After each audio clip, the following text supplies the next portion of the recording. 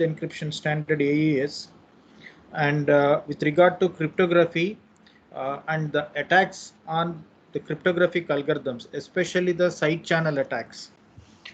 Professor Chester has narrated in an excellent manner, and I hope that all of you have understood that, especially with regard to cryptographic algorithms, the major threat is actually coming from the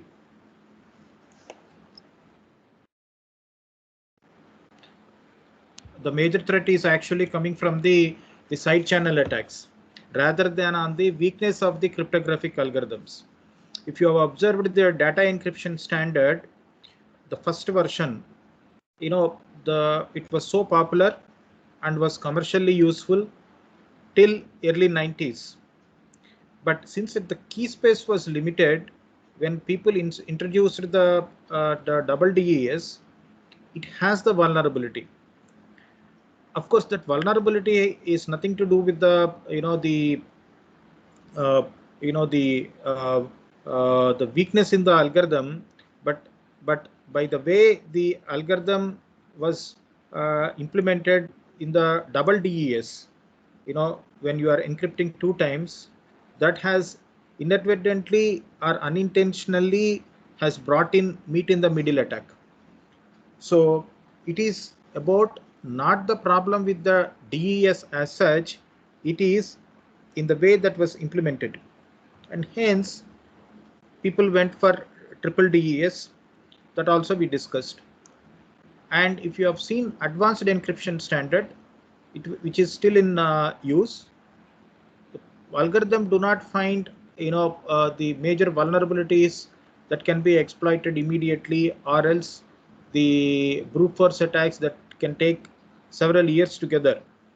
But some kind of a side channel attack would make the crypto system be broken in a few minutes. That is very, very important.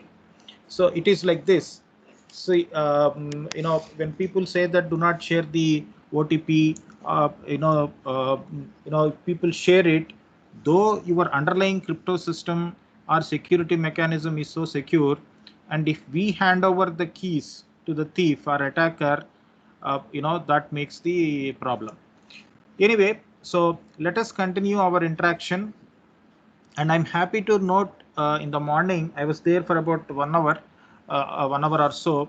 I was happy to see the active participation and active interaction of the students with Dr. Chester.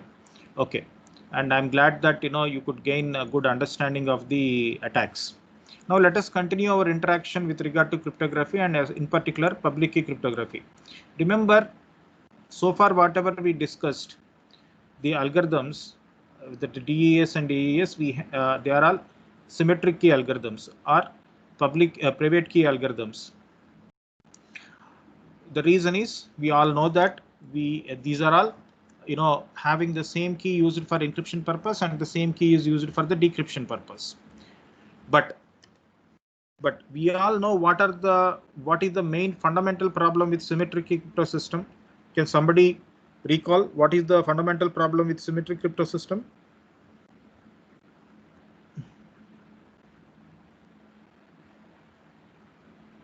What is the fundamental problem with symmetric crypto system? Imagine two parties are communicate. Yeah, please. Only one key is used for the encryption and decryption of the data. So it is difficult to send the key to the receiver. That key So the sender also.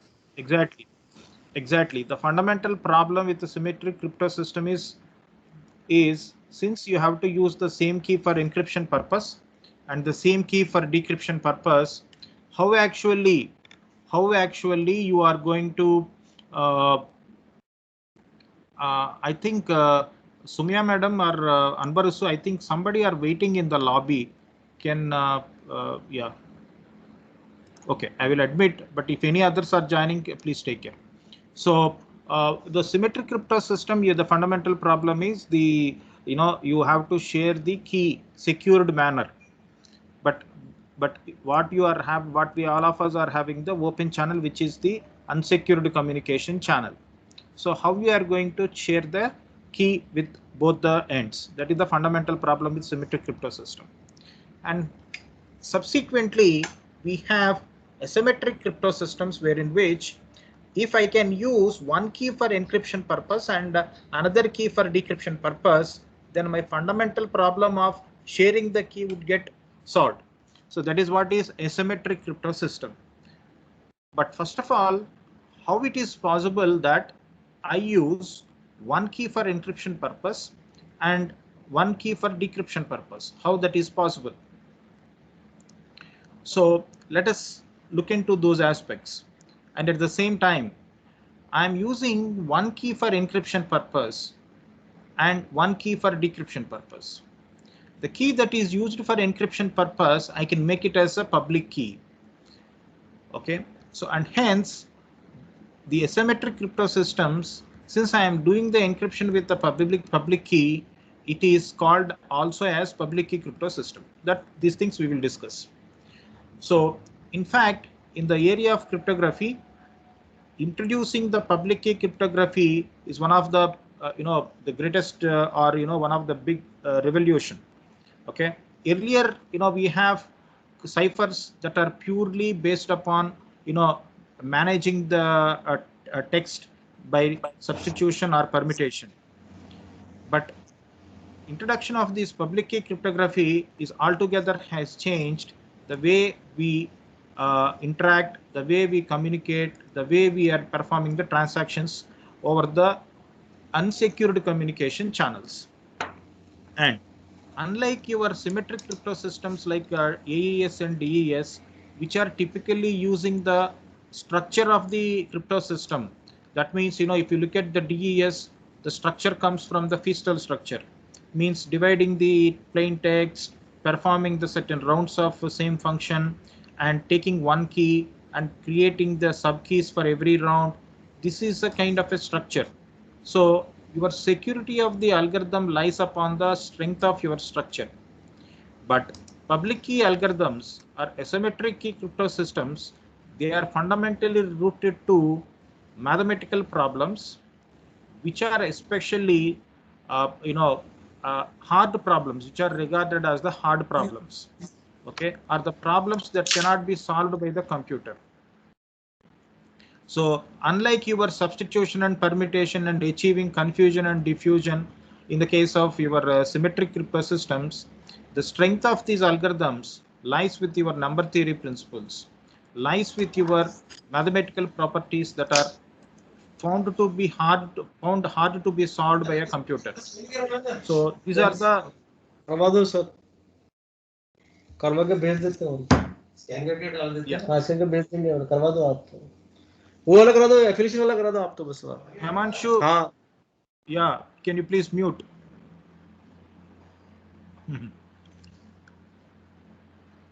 Yeah. Sir 3 page वाला, हाँ बस यही करना, 1 page ही है, 3 page है ना sir, तो बस मैंने एचओडी को बोला कल किसी को बुलाना नहीं, HOD. Okay, so I have muted, I think. Fine. So let us continue. So public key cryptography is asymmetric, as we have discussed. It is having two separate keys, one key for encryption purpose and another key for decryption purpose. And it has several advantages or several applications. One is, as we have already discussed, the security means it has several services. One is confidentiality. In ensuring confidentiality, you can deploy public key cryptography algorithms. In order to, if you want to implement a symmetric key encryption, but fundamental problem is how I am going to share my key. So if you want to share the key, you can also use public key encryption mechanism to distribute the symmetric key. Okay, that means the secret key that is there with the symmetric key algorithms, the exchange of the key, that can be done through public key crypto systems. Similarly, if suppose you want to have a authentication, user authentication or message authentication mechanisms, you can go for asymmetric key crypto systems. And see what happened in the asymmetric key crypto system is they rely upon one key for encryption purpose and altogether a different key for decryption purpose. So when we say that one key I am using for encryption purpose and another key I am using for the decryption purpose, there are certain properties or the characteristics when you are actually having these keys. What is meant by that? Number one, when I am going to encrypt with one key and able to decrypt with another key, actually they should be related. Otherwise, your decryption is not possible. But when I say they should be related, if I know one key and if I'm able to, the attacker is able to identify the other key for decryption, then my security is lost. So in public key crypto systems, when you are actually generating the keys, we should be generating the keys in such a manner that though if one key I am able to know, the attacker should not be able to identify or calculate or deduce the other decryption key. It should be computationally infeasible. Okay, so that is the one of the important characteristics. So what are the various steps in the public key crypto system? Number one, in a communicating scenario, in a communication, both users, user A, user B, Alice and Bob, they should generate their own key pairs. Okay, one key for private key, one key as a public key. User A, user B, both should generate a pair of keys. One key should be kept with themselves. One key should be made publicly to everybody. So that means if me and someone else, one among you, say take an example, Mr. Shankar itself, Shankar and myself, we are both of us, we are interacting. I should have my own pair, that means public key and private key pair. Shankar should have his private key and public key pair. Then what happened? And obviously I should keep my private key privately to myself. I should not disclose to anybody. Similarly, Shankar as well. So of course, it's not only for two users, even in a multi user environment or a multiple people interacting in an environment, there should be every user have their own key pair. Now, if someone in this group wants to send a confidential message, like say take an example, I want to send a message to Shankar. Since I know Shankar's public key, what I will do, I will encrypt the message what I want to share it with Shankar with the help of public key of Shankar and send it to Shankar. Now all of you are listening to the communication. Who can decrypt this message?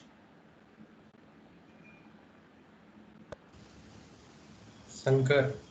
Why? You can also do it, right? Because he has public and private key pair. Okay. But So, you, yeah. so when we encrypt with Shankar's public key, then when message go to the Shankar, then he will decrypt because I do not have the public key and private key pair. I think there is some relation between public and private key pair. That is true. You know Shankar's public key, right? Yes. So everybody knows Shankar's public key, but when I am sending the message to Shankar, Shankar also receives the message. If anybody is listening to that communication channel, every one of you would get the ciphertext what I am sending it to Shankar, and everyone would know what is Shankar's public key.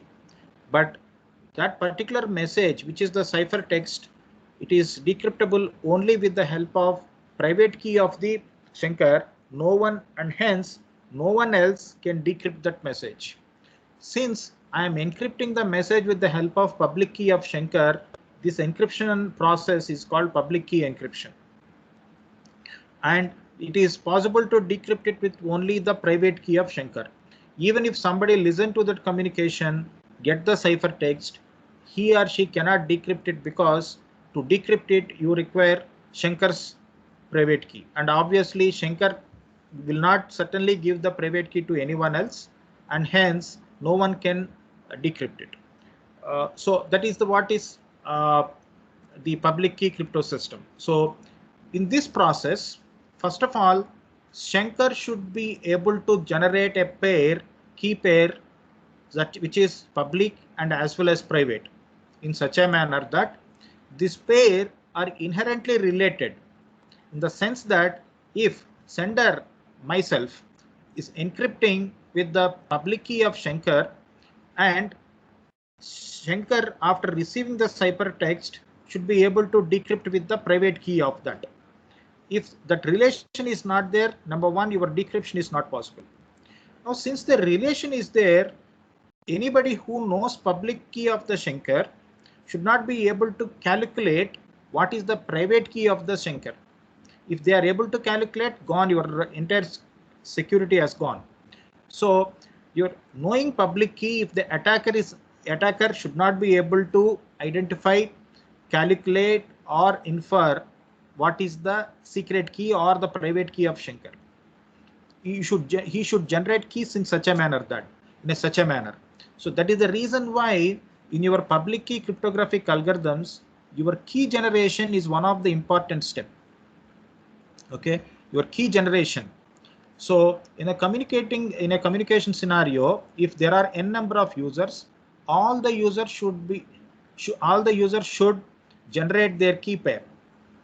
Okay, number one, and all the users should keep their private keys with themselves and make their public keys available publicly to everybody, and then only the communication is possible.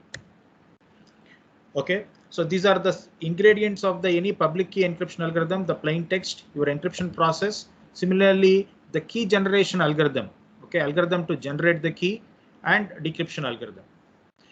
Now let us see how actually your encryption and decryption happens. Now there is a plain text. Bob wants to send a message to Alice. Now for that purpose, Bob has a plain text. Bob is having a public key ring. What is that public key ring contains? The public key ring contains public keys of all the nodes or users in that particular network. So Alice public key is there, Ted public key is there, Mike public key is there, Joy public key is there. Like that, Bob is maintaining his own public key ring. What that ring contains? The public keys of all other users. Now Bob wants to send a message to Alice. So Bob picks the Alice public key from the ring, encrypt it with an algorithm, and get a ciphertext. Send this ciphertext to the Alice. Now Alice would receive it, and certainly Alice will take her private key and decrypt the message. Even if Eve or somebody listens to this communication, gets the ciphertext, cannot do anything because decryption is possible only with the private key of Alice. Now when you compare your symmetric key with the public key encryption algorithm,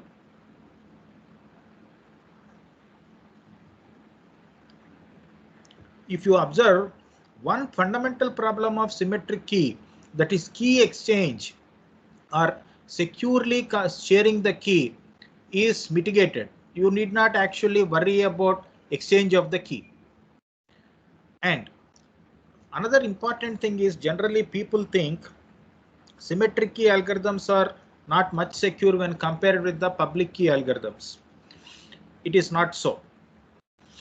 Both are having their own advantage, both are having their own plus and minus. Okay. Now, so this is that same, so when source wants to send to the destination, take the message and pick the encryption algorithm like RSA, and for that encryption algorithm, supply the public key of the receiver and encrypt it, send the message. At the decryption side, receiver would take from the key pair the private key, supply it to the decryption algorithm, get the message back. Even if the attacker gets this message, since in the key pair, though public key is known, since the cryptanalysts do not know the private key of the receiver, he or she cannot do anything. So either of these two related keys can be used for encryption. So is it mean that I always, if you observe the previous diagram, Is it that I always use only the public key? I cannot use private key, or what do you mean by that? So either of the two keys can be used for encryption. When I say either of the keys, either of the two related keys, that means you can use from the pair, you can use either public key or private key. But what does it make sense? Now let us see. You observe this particular scenario. Bob is encrypting the message. How he is encrypting the message? If you observe, Bob has taken the message and he is encrypting it with the help of his own private key. It is encrypted with the help of his own private key. Now he is sending that message to Alice. Alice would decrypt this message with the help of public key of Bob, because it is encrypted with the help of private key of the Bob. Now Alice would decrypt it with the help of public key of Bob. For that purpose, Alice is having a public key ring. In the ring, Alice having the public keys of Joy, Mike, Bob, Ted. So since the message has come from Bob, Alice would decrypt it by picking Bob's public key from the ring and get the plain text. I will pause here. Any doubts?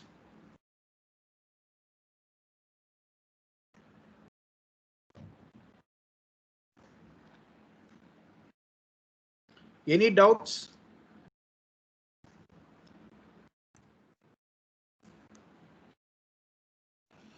No, sir. No. Sir, Look at the case here. Yeah, please. sir, I have doubt in public key along with the secret key cryptography, sir. So this process is kind of a slow. Public key cryptography is kind of slower than secure key cryptography, no, sir. That is true. That is true. Yes, my doubt is that whether we'll be able to like securely send the public key also, affording that it is actually slower, and also the public key may be misinterpreted or it man in the middle attack can also take place. No, sir. Like someone can possess that the public key is something else and the destination is the person at the destination can actually think that like that is the public key and he'll not be Yeah, able to. that is true. So both aspects. Number one, you have mentioned about which one is computationally easy or faster, whether it is symmetric key algorithms like DES and AES or asymmetric key algorithms like RSA. Which one is faster? That we will discuss. Second point about man in middle attack also we will discuss, but that will come at a little later stage after a few slides. But now looking at this particular scheme, if you observe the scheme, encryption with the private key, previous scheme is encryption with the public key, this particular scheme is encryption with the private key. Are there any doubts? No, sir. No, you should have actually got some doubts. Others can please check and tell me. What is the encryption happening here? Encryption is happening with help of Private key, sir. Private key of Bob. Bob is the sender. Now the decryption would happen with what? Public key of Bob. Public key of Bob, exactly. So if you observe, when the source is sending to the destination a message which is encrypted with the help of private key of the source, destination would decrypt that message with the help of public key of the source. Now tell me, in this particular scheme, if a cryptanalyst, that means an attacker, is sitting, he or she can decrypt this message or not? Yes, sir. Yes, sir. Decrypt. because everyone have a public key of Bob. Yes, sir. So then why we are implementing this scheme? By this scheme, sir, we can identify like this message is generated from the exactly the same user, legitimate user. So it's good. So the point is that you have an application to maintain confidentiality. Then your first scheme you have to implement. What is the first scheme? When you want to send a message, use the receiver's public key, encrypt it, send it to the receiver. So receiver would decrypt it with the receiver's private key, and no one else knows that. And hence you are maintaining the secrecy or confidentiality. So when you want to implement confidentiality, then if you are implementing a public key scheme, then you should encrypt the message with the help of receiver's public key and send it. Receiver would decrypt it with the help of his or her private key. But there is another scheme wherein which the sender can send the message by encrypting with his or her private key. Then what happens? The receiver would decrypt the message with the help of sender's public key. And in this particular scheme, since the encryption has happened with the private key of the sender, decryption would happen with the public key of the sender.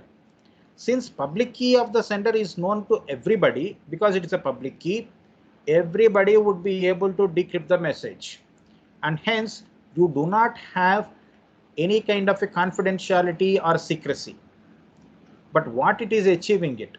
If you observe the first scheme, in the first scheme, sender is sending the message with the help of receiver's public key, and receiver is decrypting with his or her private key. So now who can send the message? Anybody can send the message who knows the public key of the receiver. But receiver wants to know who actually sent the message. There is no way that the receiver would know who has sent this message. That means authentication is not possible. Now look at this case. When the sender is sending it with private key by encrypting with the private key of the sender, receiver, after receiving it, receiver can decrypt it with only the sender's public key. And because of that, for sure, receiver is able to identify or authenticate who has actually sent the message. So the first scheme in which you are encrypting the message with the help of the public key of the receiver is used for confidentiality purpose, and that is the reason why you call it as a public key encryption. The second scheme in which you are encrypting the message with the sender's private key and decrypting with the help of sender's public key, it is actually providing a kind of authentication. And this particular scheme is actually serves as a digital signature. So whenever you are encrypting the message in a public key scheme, if you are encrypting the message with the sender's private key, that encryption would serve as a digital signature because you are verifying the signature. How you are verifying? By decrypting it with the help of public key of the sender. Okay, is that clear? Yes, sir. But can I achieve both? Of course, you can achieve both by implementing a hybrid scheme, wherein which the sender can take the message, original the plain text message, perform the encryption. How he is encrypting? With the help of his or her private key. Take the ciphertext. This particular ciphertext would be encrypted with the help of public key of the receiver. So that means you are actually performing two-time encryption. First, it is done with the help of private key of the sender. The ciphertext would be encrypted with the help of public key of the receiver. Now send the message. Upon receiving, what receiver would do? Receiver would decrypt first the reverse process for the second encryption. What is the second encryption? Encrypting with the public key of the receiver. So first decryption would happen with decryption with the private key of the receiver. You get a ciphertext. So now you perform the reverse process for the first encryption. In the first encryption, you have done the private key of the sender. Now the decryption here happens with the public key of the sender. So you are able to get, number one, confidentiality. First encryption is providing you the signature. Now the message comes signature is encrypted. So that is confidentiality. Send the message. First you decrypt, get the message. Second you decrypt. That means you are authenticating. So you get the plain text. So this is possible. It is giving you a hybrid scheme. Is that clear? We will proceed to the regular schemes, algorithms. Is this clear? Yes, sir. So there are several public key crypto systems called RSA, elliptic curve, Diffie-Hellman, digital signature schemes, and all that. Okay, every algorithm is having their own purpose. Okay, someone are used for encryption and decryption purpose. Someone are used for the key exchange purpose. Somebody is used for someone is used for the digital signature purpose. So every algorithm is having their own advantage and applications. Yes, Excuse me, Rajendra. Sir, I am not able to see your screen, sir. So I am the only, or it may be. Can you check, sir, at your end? That I'm not sure. All of you are able to see the screen? Yes, sir. Yes, sir. Rajendra, please check in such case. Yes, sir. Visible, sir. Yeah, right. So please check, because looks everybody is able to see. So now the point is, now let us see how actually it is done. So as I've said, in the public key crypto system, it is not major encryption and decryption process. Of course, it is also important, but the major important thing is your key generation process. So what are the requirements? Number one, for every user, every node, every communicating party should be able to generate their key pair. That means public key, private key pair. They should be able to generate in such a manner that they are related. Knowing the public key of one node, any attacker node will not be able to calculate or deduce the private key of the other node. So that is very, very important. Okay. And at the same time, if I am actually want to perform encryption, I can encrypt. It should be computationally easy for me to perform the encryption with the help of the receiver's public key. Now at the receiver side, it should be computationally feasible to perform the decryption with the help of the private key of the receiver. Similarly, at the attacker side, it should be computationally infeasible. Knowing the public key of the receiver, he or she cannot be able to identify the key, number one, or else even knowing the plain text. So it should be computationally infeasible. These are the various requirements. For that purpose, how to go about it? There are functions called one-way functions in mathematics. What actually they do? You have a function, you have the value x. It is easy, computationally easy or feasible to calculate y. So y is equal to f of x. It is easy to get. But if you know f and if you have y, that means the output, computing x is equal to f inverse y is infeasible. So such type of functions are called one-way functions. So in cryptography, especially public key cryptography, it is basically depends upon such type of one-way functions. Of course, even in one-way functions, there are separate functions called trapdoor one-way functions. What are the trapdoor one-way functions? Let us see. Trapdoor one-way functions are functions like your one-way functions. It is easy to calculate in one direction. That means if you have a function and x, easy to calculate y is equal to f of x. And it is computationally infeasible to calculate in the other direction, except the case that if you have some little bit information, you will be able to calculate. But if you don't have that information, you cannot calculate. So this additional piece of information which is used for calculating that y is equal to x is equal to f inverse y is that additional piece of information is called trapdoor. Now how you define that? Now let us see. You have a function called fk. So y is equal to fk of x is easy if you know the x, of course the input. There is a small variable called k.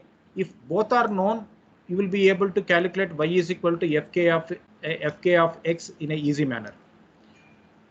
Similarly, in the inverse, also possible. Unlike your trapdoor one-way functions, inverse is possible, provided if you know the k value and as well as y value, then only it is possible. If you simply know y, it is not possible to calculate x, because there is another piece of variable called k that is also should be known. So if you do not know k but know only y, calculating x is equal to fk inverse y is not possible. Such type of functions called trapdoor one-way functions. So your security of public key crypto system is purely based upon this type of category of functions called trapdoor one-way function. Now let us see algorithm called RSA. Shall we continue? Any doubt you have?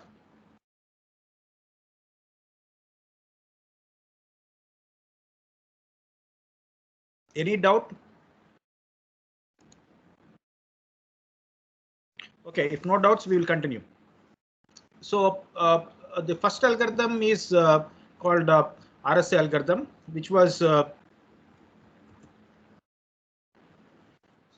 it was introduced in 1977. It's a block cipher. Okay, hope all of you able to recall what is a block cipher, which we discussed earlier. And the plain text and cipher text here should be, first of all, the plain text should be converted into the integer values. Okay, so that is very important because you are going to perform certain calculations. Okay, and as said, it is a block cipher, and you can have a key length 1024 and more than that. And the fundamental strength of this particular algorithm comes from a problem called prime factorization. What is that? It is computationally infeasible or difficult to calculate or to identify the prime factors of a given large number. So let us see what is that and all that. So especially RSA, as I've said, has three components: key generation, encryption, and decryption.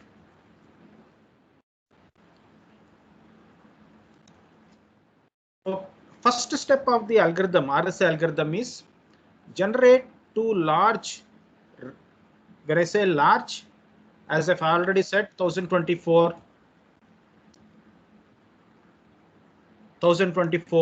and so such a large prime numbers, or even when I say 1024 bits, okay, so kind of a thing.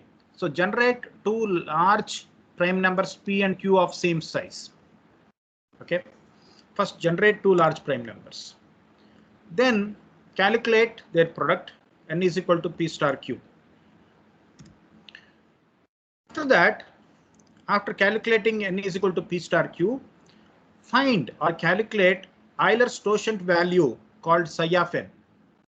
Okay, what do you mean by Euler's totient value? Psi of n, especially how you define it. Psi of n is equal to p minus 1 into q minus 1, because n is nothing but p star q. So how you calculate psi of n? Psi of n is equal to p minus 1 into q minus 1. What is actually Euler's totient function is? It is nothing but the number of integers less than your n, which are relatively prime to n. Okay, which are relatively prime to n. How do you say that one particular value called say x is relatively prime to n? If the GCD of that x and n are 1, they are relatively prime. So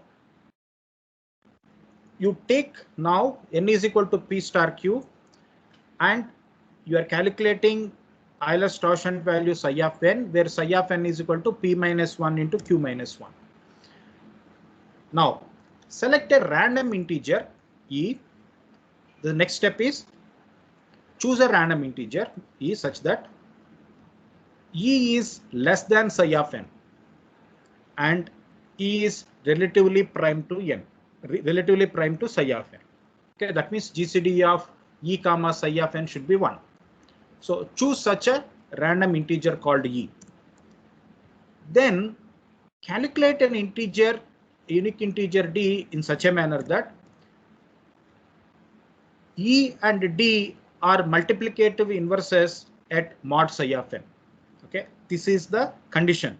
So compute an integer D such that this D is multiplicative inverse of E at mod psi of n. How that is possible? You need to use an algorithm called extended Euclidean algorithm and calculate D such that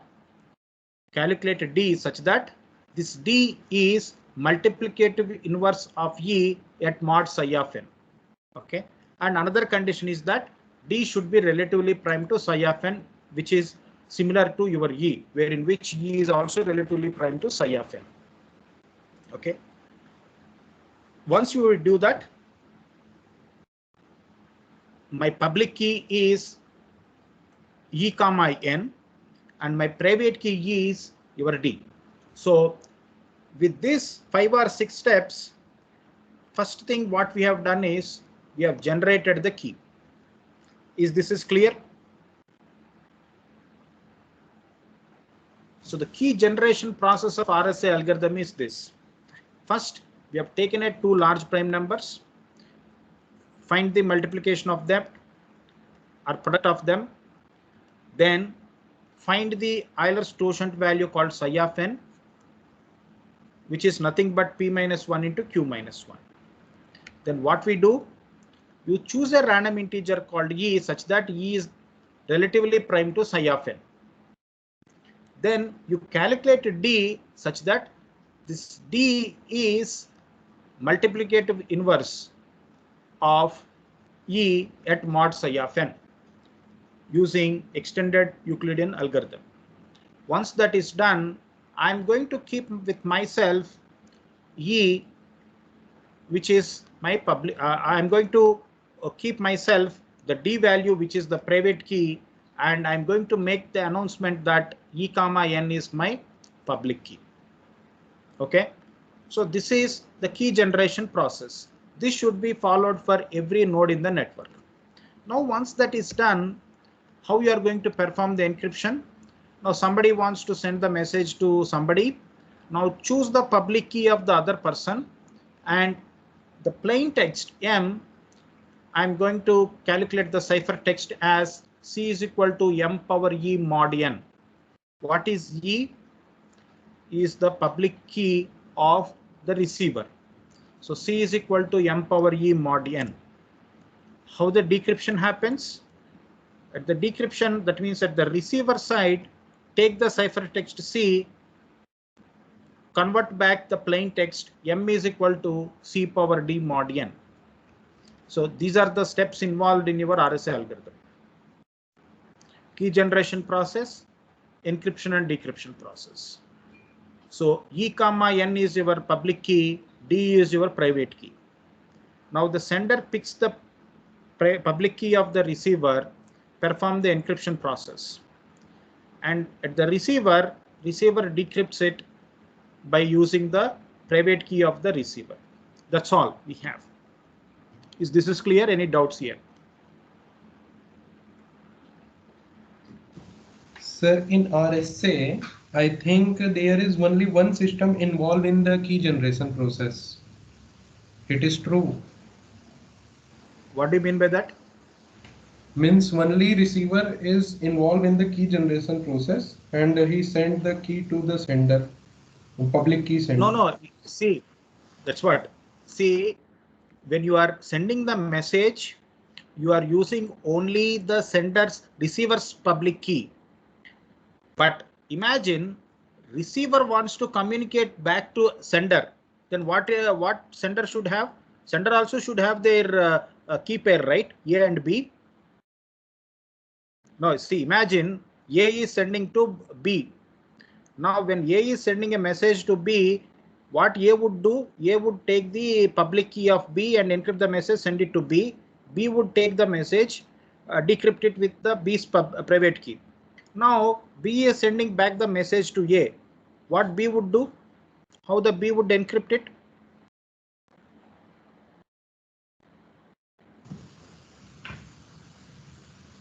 So with the help of the A public key. Correct. So that means every node in the network should have their key pair. You understand? Yes, sir. Yes, I got it. Now, when I am sending the message to you, I will use your public key and send the message. You decrypt it with your private key. Then you are sending me the message. Obviously, you need to use my public key and encrypt it. When I receive it, I would be able to decrypt with my private key. And that is the reason why every node in the communication should have their key pair. Otherwise, it's not possible. Number one.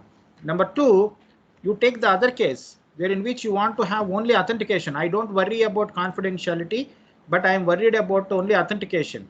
Then in such case, when A is sending it to B, A would encrypt the message with the help of private key of A, and B would receive it and decrypt it with the help of public key of A. Is it not? Authentication.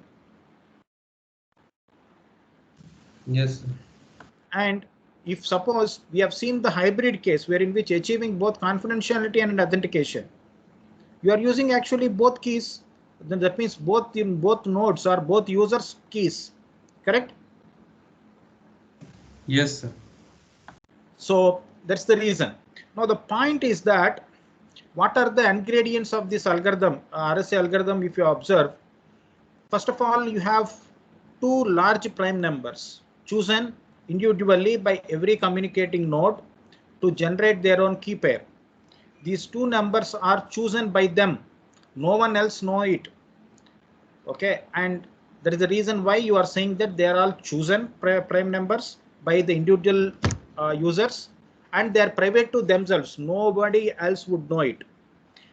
Now they calculate the product of these prime numbers, and that outcome of that product n is known to everybody. N is equal to P star Q is known to everybody. N is known to everybody. But what people do not know is what are this PQ.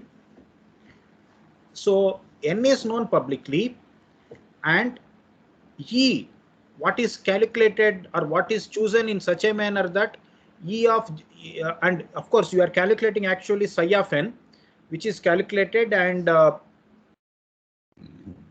if somebody wants to calculate it also, they can calculate it, because n they know it, but they cannot calculate that psi of n. The reason is that they do not know p minus 1 and q minus 1. Okay, so they cannot calculate psi of n. They know n, they cannot calculate psi of n, and they know E, but they do not know D. The reason is, if they want to calculate D, how they can calculate is, it is possible only if they know what is psi of n, because D is congruent to E inverse. That means D is the multiplicative inverse of E. At where? At psi of n. So D is congruent to E inverse. That means D is multiplicative inverse of E at mod psi of n. Since psi of n is nobody knowing, people cannot calculate D even though they know E, they know n. So anybody who get the public key of the node, that means E comma n, cannot calculate D. The reason is they do not know what is psi of n. If they want to calculate psi of n, they need to know what is P and what is Q. So far, there are no computationally feasible algorithms to calculate in a polynomial time for chosen large prime number, sorry, for the chosen number, what are its prime factors. So your RSA algorithm strength lies in that particular problem. Okay, so if you have PQ, it is easy for a calculating or getting n. But if you having n, it is very difficult to calculate what are this P comma Q. Okay, so the strength of RSA lies with this prime factorization problem. Okay, and how you are able to get your your decryption possible. That means at the receiver side you are able to decrypt it. What is the decryption? What is that you are getting? You are getting C, and you are making C power D mod n. How we are able to get it?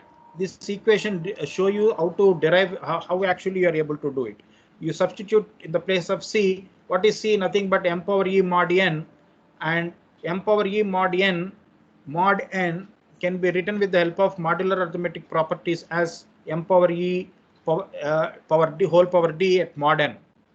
And since e and d are multiplicative inverse m mod n, so which you are writing it as m, and it is possible only with the help of for carefully chosen values and calculated.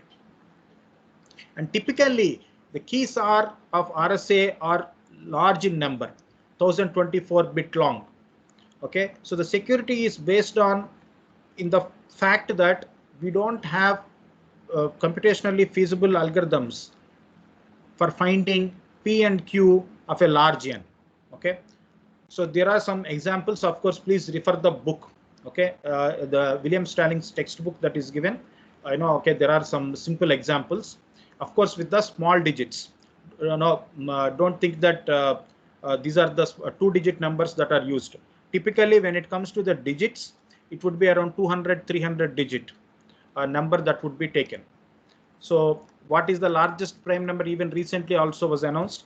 Okay, this is the way the entire algorithm works.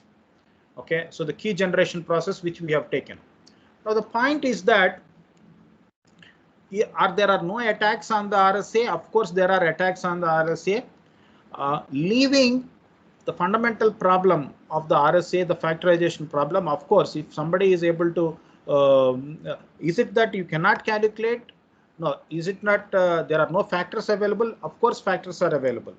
Only thing is that we don't have the algorithm to calculate those factors. So what are the potential attacks on the RSA?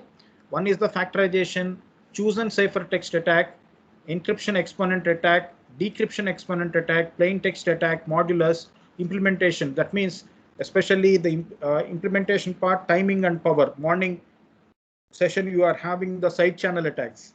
Okay, so all these type of side channel attacks are possible on RSA. Now, for your understanding, let us take chosen ciphertext attack and see how one can do the chosen ciphertext attack on the RSA. Okay, so as I've said, factoring problem is one of the fundamental problem with the RSA. Mathematically, it is possible, but we don't have the this one.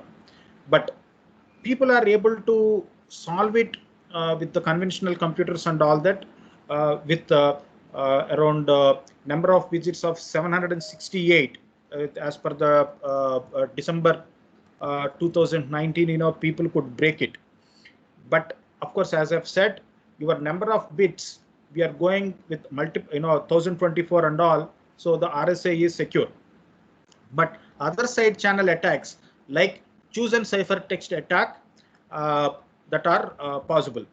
Now, what I suggest all of you is, instead of me talking continuously, all of you please take a pen and paper. We will make chosen ciphertext attack on RSA. All of you please take pen and paper. Have you taken? Yes, sir. Okay. Now please write Alice and Bob on each ends of the paper. Alice and Bob. One side, left side Alice, right side Bob. Okay. Now Alice wants to send a message to Bob. What Alice would do?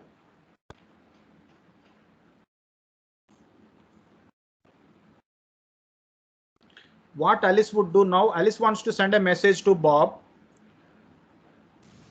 If Alice have a public key of Bob, then he encrypt the message. Correct. So now please write public key of Bob is E, N, private key of Bob is D. Okay. Alice, Bob public key is E comma N, and Bob private key is D.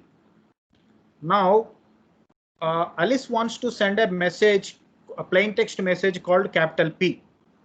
So please tell me what is the ciphertext? P power E mod N. So C is equal to P power E mod N, correct? Yes, sir. So Alice sends this C to Bob, called the C. What Bob would do? He performs C power D mod N. Correct. So that is the typical process. Now imagine you are having Eve in between. What Eve can get from this?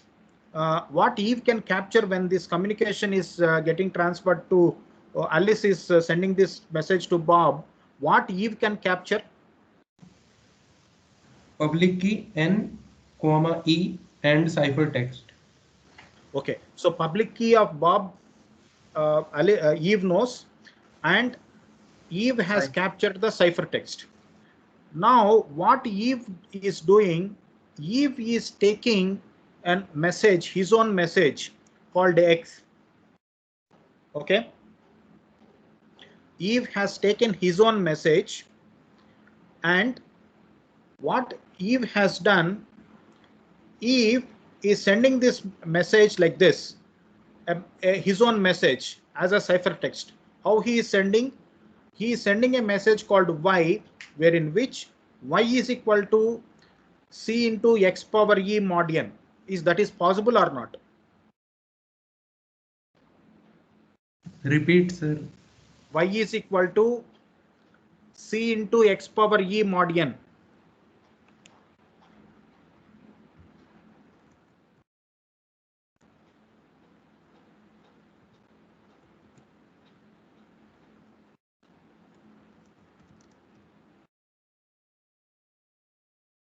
Is that clear?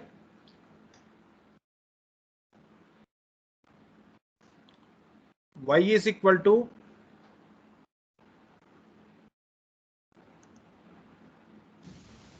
Sir, repeat. I got disconnected. Y is equal to C into X power E mod N. Yes, sir. Okay. This is first of all possible or not? Yes, sir, possible. Because Correct. E is known.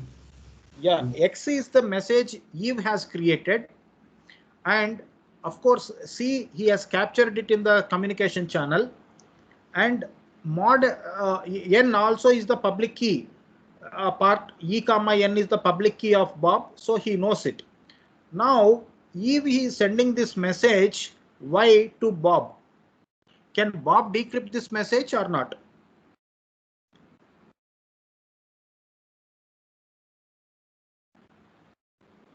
Can Bob decrypt this message or not? No, sir. Why? Because message contains C multiply E X power E, and C is P power E mod N, but X is not That's in the okay. form. Don't worry. Hello, please. That don't worry. First of all, what Eve has done, Eve has sent a message which is encrypted with the help of Bob's public key. That is the expression or not? Yes, sir. So can Bob decrypt it or not?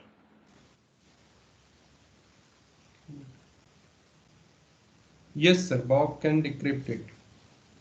Because it is created with the help of Bob's public key. Of course, what it contains?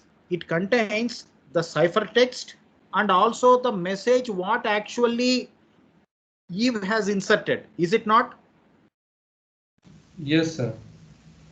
That Sir, Bob it would will not be form of C cross E power D into E mod N. So D and E is Of course, multiplicative see, it is inverse. as simple as this. It is as simple as this. Bob would decrypt it as y power d mod n, correct? Yes, sir. He gets what? Some Z, correct? He gets Yes. some Z. But certainly he do not know what is this Z. So Bob would respond back to Eve saying that, array yaar, what is this Z? Correct? Yes, sir. Okay. Now this is very, very important. What is Bob asking Eve? What is this Z? Now Eve has what component? Eve has E and N and ciphertext and X also. No. Bob is asking Eve, what is this Z? Correct? Yes, sir. Array yaar, it is like this. Somebody gives you some random text. You will actually have private key. You will try to decrypt it. You will get some random text. You do not know what is this random text. You would ask that person back, array yaar, what is this? Correct? Yes, sir. So now Bob has asked Eve what he has asked, what is this Z? Now Eve has what component? Eve has Z, correct? Yes, sir. What is Z? Z is C into X. No, please. No. Z is what? Y power d mod n, correct? Yes, sir. You expand now. What is Y? Y equal to C. C into X power E mod n, correct? Yes, sir. So you substitute that and you derive P into X power E into D mod N. okay. No. Where E and D is multiplicative inverse, so he will get X into P. Correct. Then Mod. what happens? Then he find get the plain text and its own message. X. Exactly. Now Eve is getting the plain text of what? Plain text which is sent by Alice. Exactly. No, please, those who are, I hope all of you are able to follow. If you have not followed, who is actually talking? Vikas Kumar. Okay. Can we make Vikas as presenter? Anbarasu, can we please make a Vikas as presenter?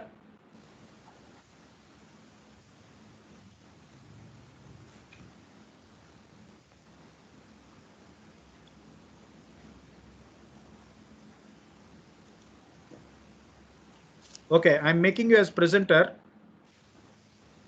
Yes. Yeah, please show your screen. You are working to everybody.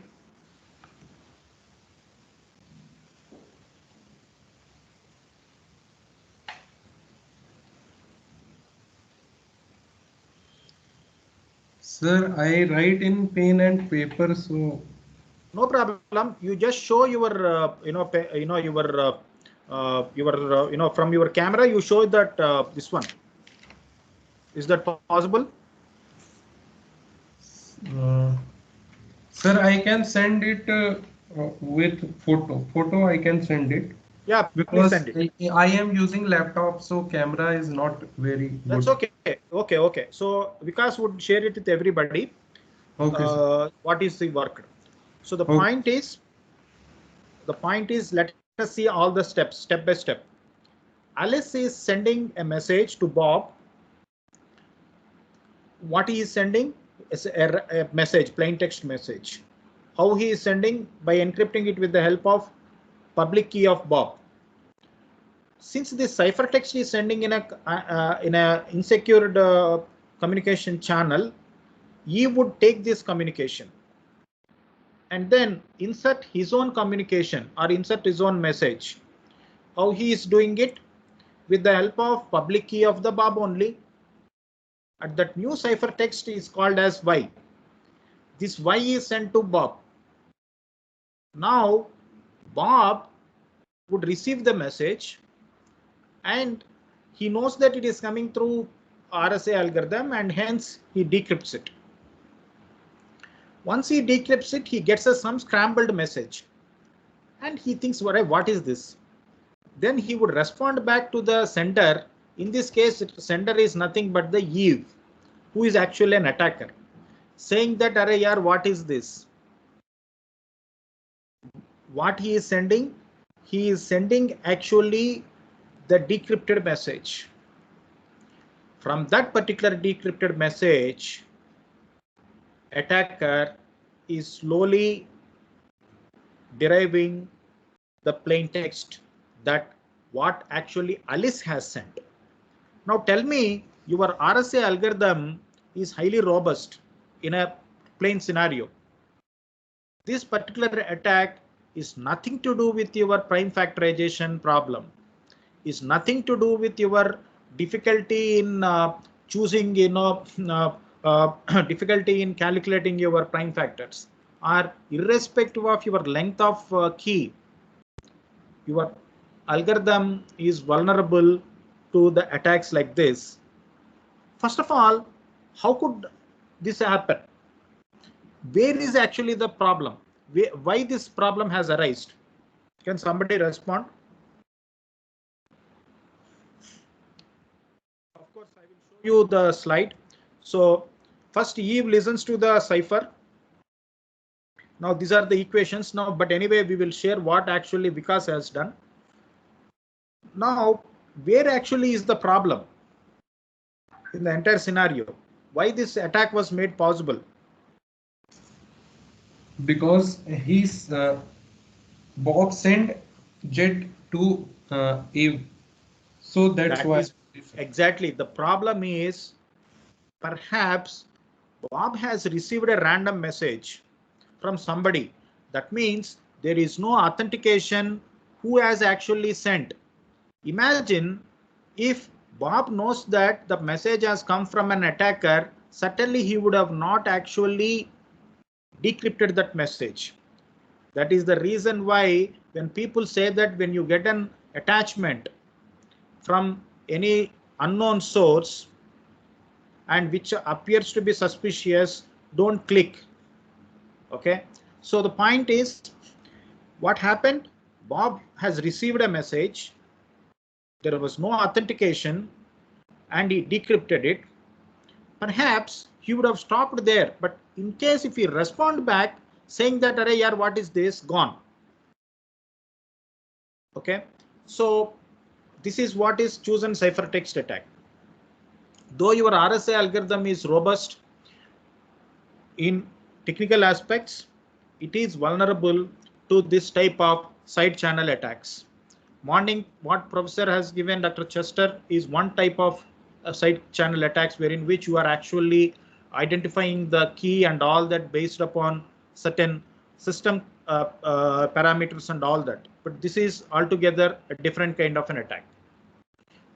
Then there was another kind of somebody has in fact when the beginning of the session somebody said the public key algorithms such as RSA are little computationally slower than symmetric key algorithms.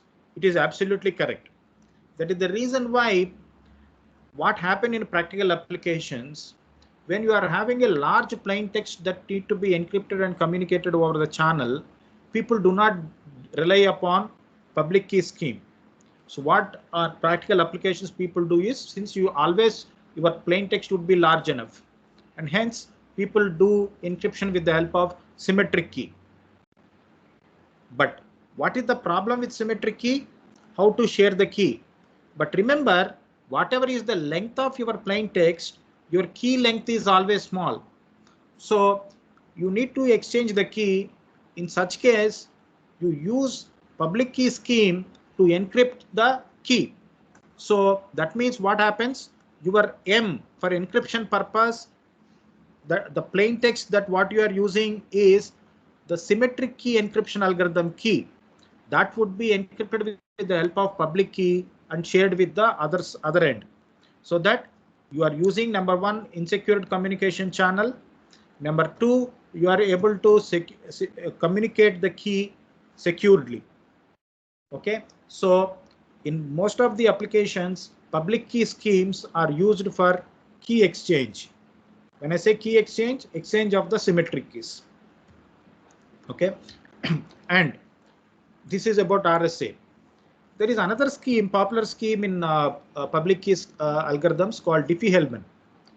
What happened with the Diffie-Hellman is it is also fundamentally rooted to one of the number theory principles, and also a problem in which there is a difficulty in calculating the discrete logarithms.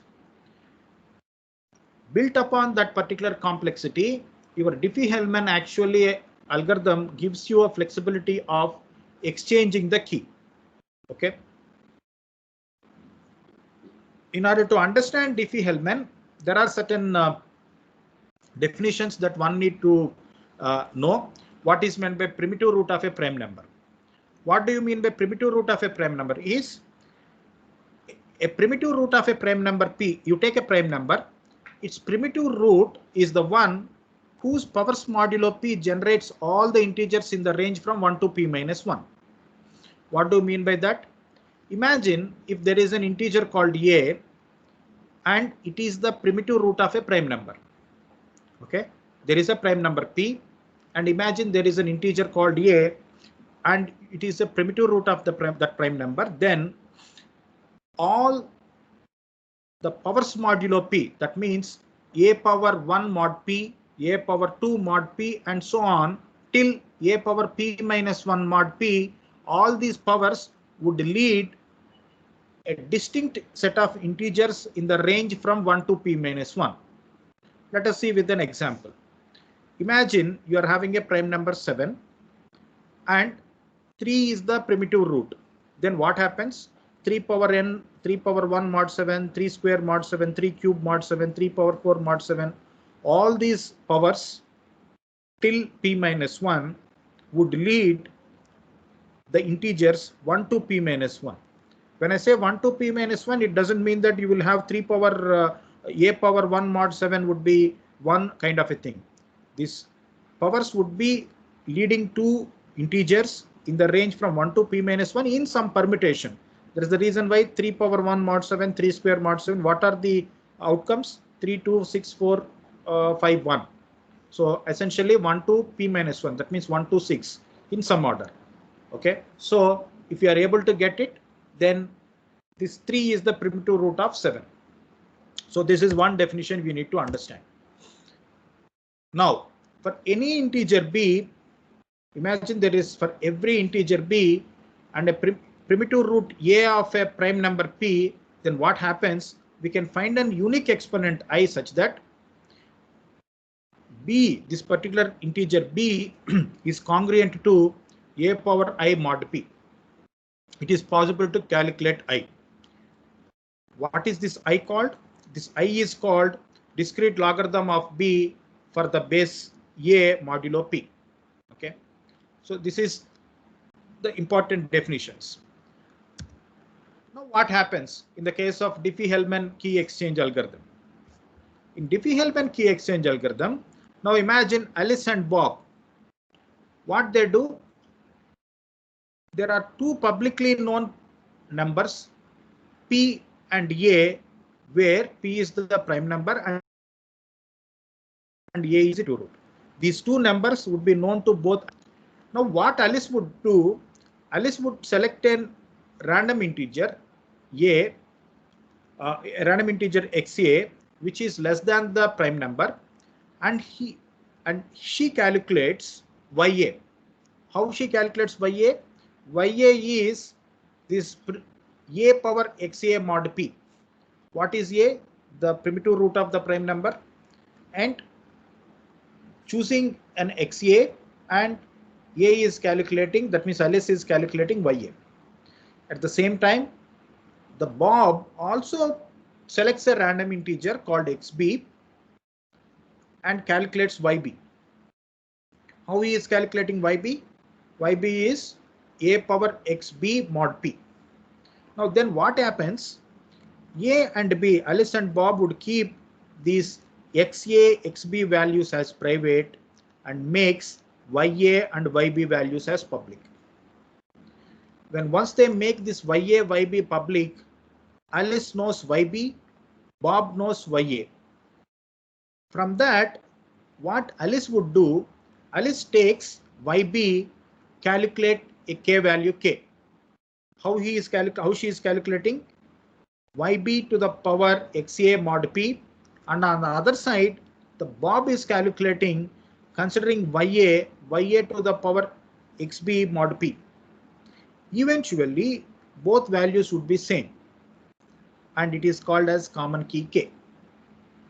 We will see how it actually comes. Are there any doubts here? The 5 steps? No, there sir. are two largely known numbers. One is the prime number and its primitive root. Both Alice and Bob has access to that. First, Alice is choosing a random integer. From that, Alice is calculating another number. Chosen number is called XA, calculated number is called YA. Similarly, Bob is choosing a random integer called XB, calculating another integer called YB. How it is calculated? Primitive root to the power chosen number and mod P. Then what happens? Keep the values that are chosen as private. Keep those values that are calculated as public. Then what happens? Each side would know the other side public values. From that values, calculate the key value. Remember, in this case, key value is actually not exchanged, rather it is calculated and got established. That is the beauty of this particular algorithm. Now, how that is possible? Now let us see. A and B have chosen their values called XA, XB, calculated YA, YB and made public. And then A is computing K value with the help of public key of Bob to the power private key of Alice. Similarly, Bob is calculating key value as public key of Alice powers private key of Bob mod P. How both are equal, becoming equal? You see the expression K is equal to, you take any one, K is equal to YB. That means the public key of Bob powers private key of Alice mod P, and you expand what is YB. Okay, how the YB has come, and when you derive it, you get that both are same. So the Diffie-Hellman key exchange, actually you are not exchanging the key, but rather you are able to calculate key which are happen to be both equal at the both ends. So in case of attacker, what happens? Attacker knows the prime number. Attacker knows the primitive root of the prime number. Attacker knows the calculated values as the public keys. But attacker cannot identify what is the chosen value, that is the private key. If at all he wants to calculate, what he has to do is he has to calculate the discrete logarithm to determine that XB, okay, XB or XA. So what do you mean by XB? Discrete logarithm of this discrete logarithm of YB, which is there is no algorithm to calculate these discrete logarithms. Okay, so that is where the strength of the Diffie-Hellman algorithm lies. There is a small example here, of course, which is there in your textbook, the William Stallings book as well. But though this algorithm is lying upon the security of the unable to calculate, or the complexity of unable to calculate the discrete logarithmic problem, there is an attack that was made possible to this Diffie-Hellman. Now let us see here. What happens if you observe Alice and Bob? There is a man in middle called Darth. somebody, I think few minutes back, have mentioned the man-in-middle attack. How this man-in-middle attack is made possible is you can see from this slide. Now imagine Alice has chosen a private key and calculated the public key called YA. It is being sent to Bob. Now, when it is sending, Darth also would get that key. Okay, Darth also would get that key. Now, what Darth would do, Darth would take that, again, Darth would take his own key pair, in the sense, since he has the access to prime number, he has the access to primitive root, he can generate his own key pair. Now what Darth would do, he generates the key pair and stops the message that YA that was sent by Alice. Rather, he sends YD, that means Darth generated pair, to Bob. Now what Bob would do, Bob would send his pair to Darth, and Darth would take that message and Darth would communicate his pair to Alice on the other side.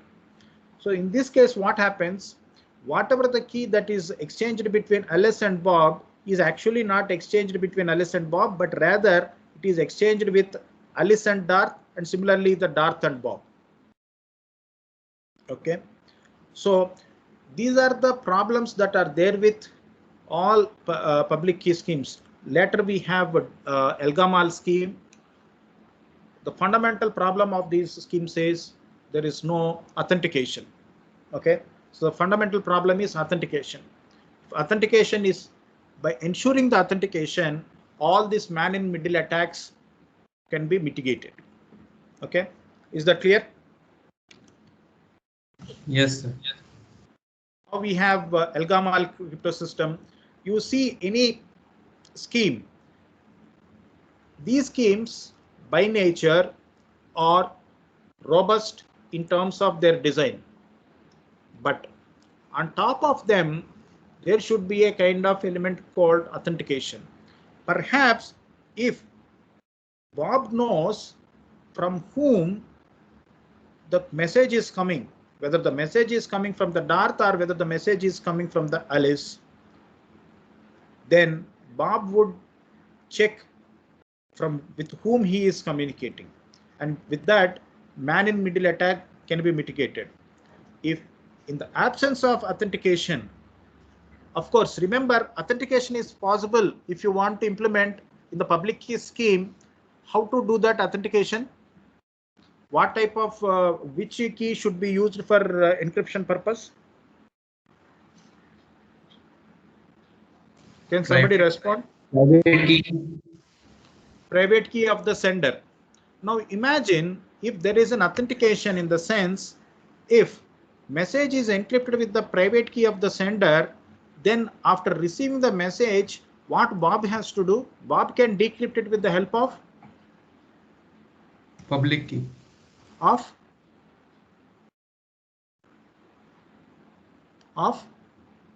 Public key of Bob. Public key of Darth. Now you know that Darth is an attacker. Darth is not the person with whom you want to communicate. Correct?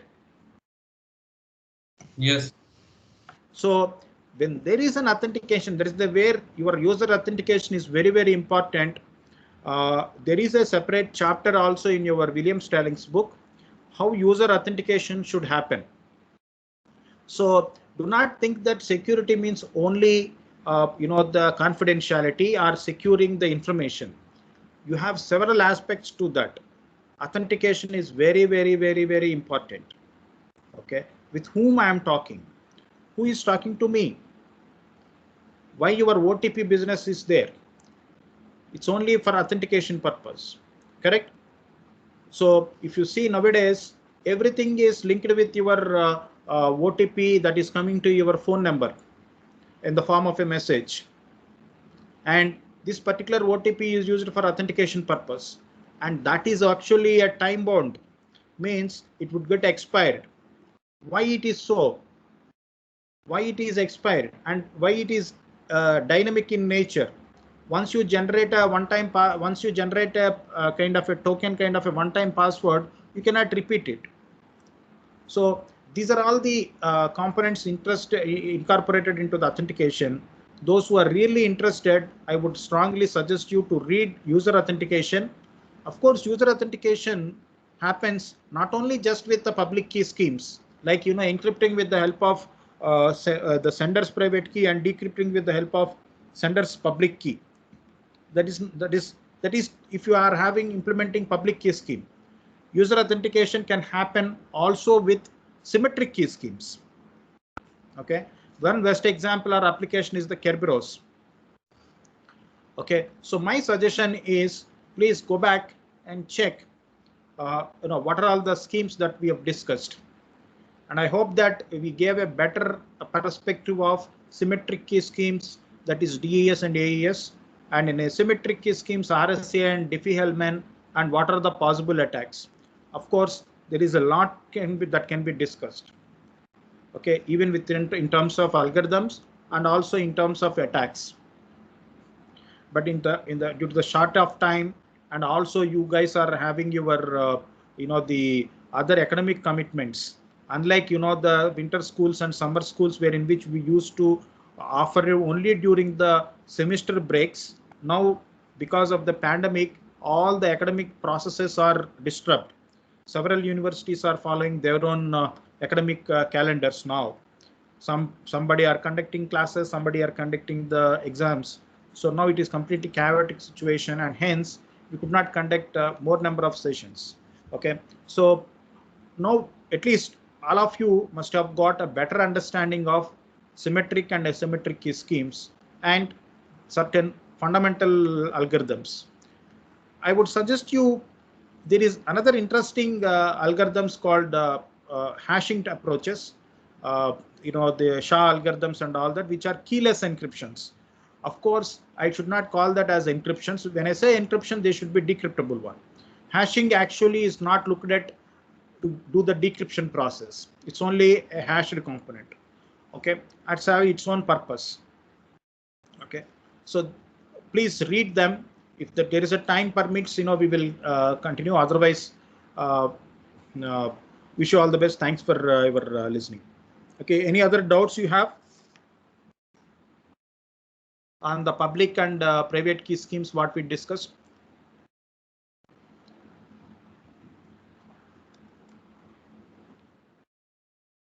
There are no more. I think we will take off.